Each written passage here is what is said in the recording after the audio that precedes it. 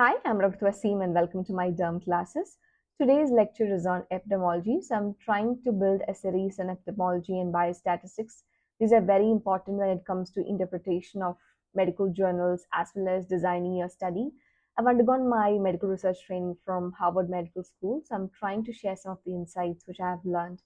Hope this will help. Thank you. So let's get started. Coming to the overview, today we are going to mainly deal with epidemiology, the definition and the goals. And then next we are going to deal about the types of measurement scales that's most commonly used. So you can see them in the medical journals as well as you can use them in designing your study. And then we'll be mainly dealing with the binary outcome measures. So let's get started. First, about what is epidemiology. So this is basically defined as a study of distribution and determinants of diseases way back in 1970. And the types of epidemiology mainly involves descriptive epidemiology and analytical epidemiology. So what is descriptive epidemiology? So this basically involves describing the occurrence of a disease. That is descriptive epidemiology. For example, we say there is 100 new cases of lung cancer in the year 2025. So that is descriptive epidemiology. And then comes the analytical epidemiology. So this is where you try to analyze the association between the risk factor and the outcome, or the intervention and the outcome. So that is analytical epidemiology. Then we have what we call as a clinical epidemiology. So what is clinical epidemiology? The epidemiology that actually happens in a clinical setting.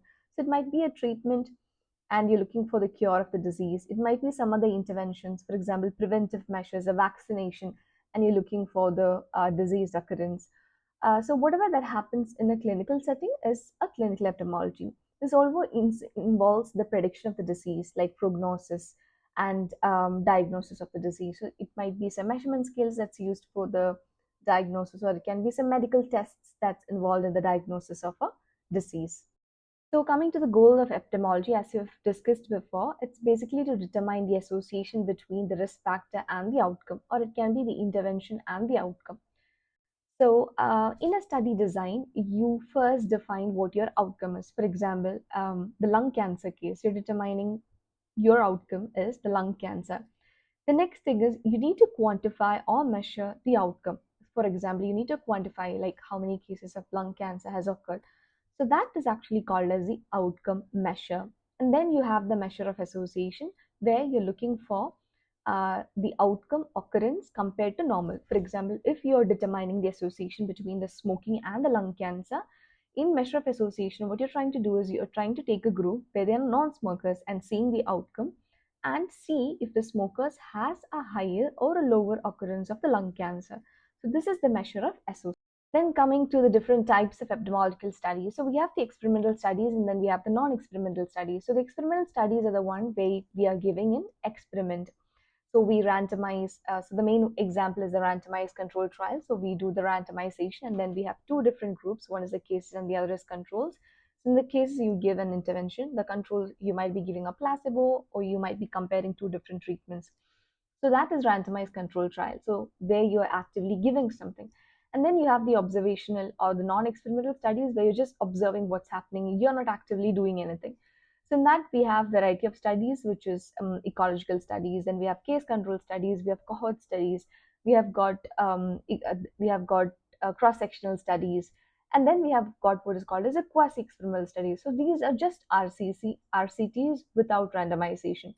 So you divide two groups into case and controls, and you give the intervention, but you're not doing randomization. What is an ecological study? So ecological study is a study where you're not individually observing each patient or a person, rather you're observing it as a group. For example, you are considering all the population and seeing, for example, there is this much smoking has increased this much in this particular population, and then you're looking for lung cancer in that particular population. So we are not comparing each patient's outcome, but we are doing a overall assessment. It's not very strong study. And then we have case control studies where we are enrolling patients based on the outcome, whether it's present or not. And then we are looking back into if they have the exposure or not. So that is case control study. In a cohort study, you're basically enrolling patients based on the exposure. For example, if they're smoking or not, and then they're following up the patients and looking for if they're developing lung cancer or not. So that is cohort studies. And then we have cross-sectional studies, which is you're taking a snapshot at a single point of time, and then you're looking for how much is the outcome, or for example, how much is smoking, and then how much is a lung cancer. But you're just doing that at a particular point of time. So that's called as cross-sectional studies, where you're doing a snapshot. And then we have got the I think I've mentioned everything. Yeah, so these are the different types of study designs. And then coming to what are the threats to validity. So threats to validity means a study is supposed to be valid, or the result is supposed to be valid, but what are the reasons in a particular scenario where these results might not be valid? So what are the possible other explanations for the association that you have found? It might be because that you have got a bias. So bias is bias while selecting your subjects into your study, and also it might be a bias that occurs when you collect information. So that's called as information bias. And then you have something called as confounding. So confounding is a situation, or confounders are things that are unequally distributed among these two groups, and they have an effect on the outcome, which means the outcome that you've found is not purely because of your exposure. There are some other factors that's contributing to this outcome. But if those contributing factors were equal between these two groups, they would not have caused much changes in the results. But if they are unequally distributed, that is going to influence your results. So that is what we call as the confoundings. And then you have what we call as the chance. So chance is that you got an association. What if that is purely due to chance? It can be, right. In some situations, it can be purely due to chance. So these are the alternate explanations for the results that you've got, or the threats to validity. So this might result in a spurious association, or this might also result in what we call as no association, which might be wrong in some cases. Coming to the measures in epidemiology. So we have mentioned before, once we have an outcome that's defined, we need to measure that outcome. So that's called as outcome measurement. So distribution of outcome in group of subjects is outcome measurement. So what are the different outcome measurements that you use? So it can be proportion, odds, means, incidence proportion, and incidence rate. So I'll just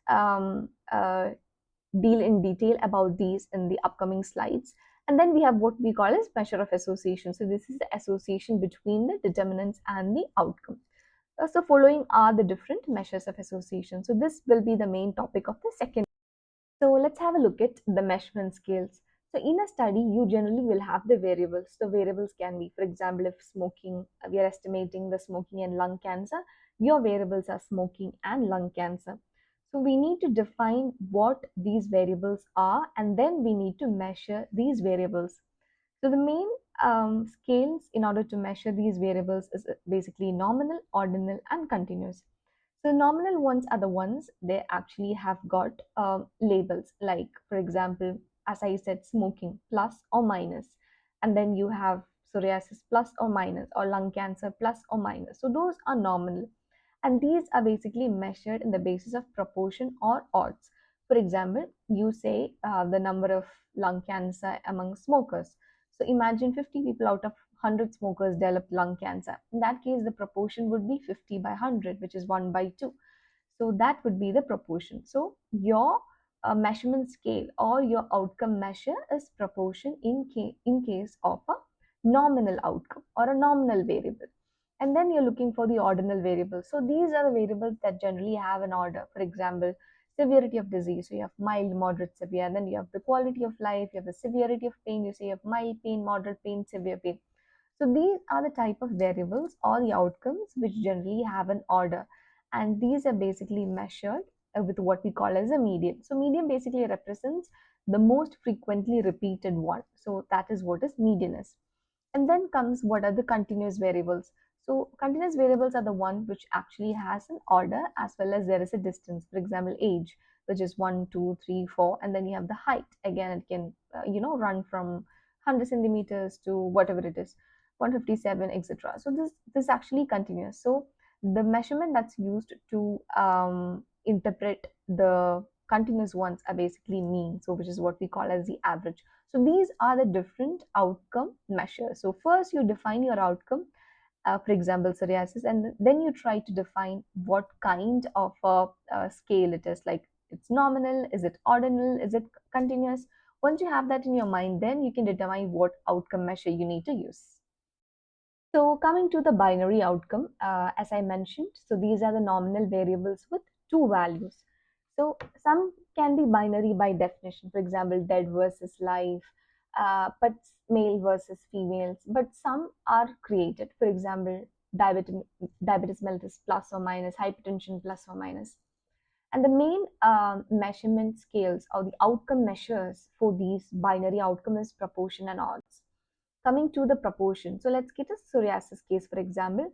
What is proportion, what is odds? So these are the formula for proportion. Proportion is part by whole. For example, take 100 cases of smokers and that 50 people developed psoriasis. So in that case, the proportion would be 50 by 100. 50 is the number of people who develop psoriasis and 100 is the number of smokers. So in that case, the proportion is 1 by 2. Next is odds. So odds is part by non-part. So which is the number of psoriasis case, which is 50 by non-part, the people who didn't develop psoriasis. So it's 50. So the odds would be 1. So this is the relationship between the odds and the proportion. And the thing is that in case of smaller odds or smaller proportion, it tends to be similar.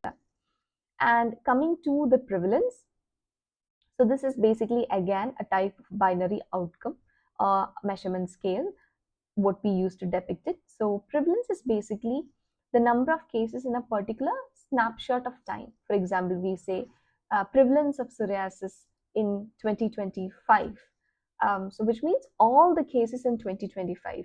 There might have been new cases that have occurred. There might be the people who have developed psoriasis already and then they have psoriasis even in 2025. That doesn't matter. It's all the cases. It measures the existence of disease at a given point of time. So it can be an exposure, it can be a treatment.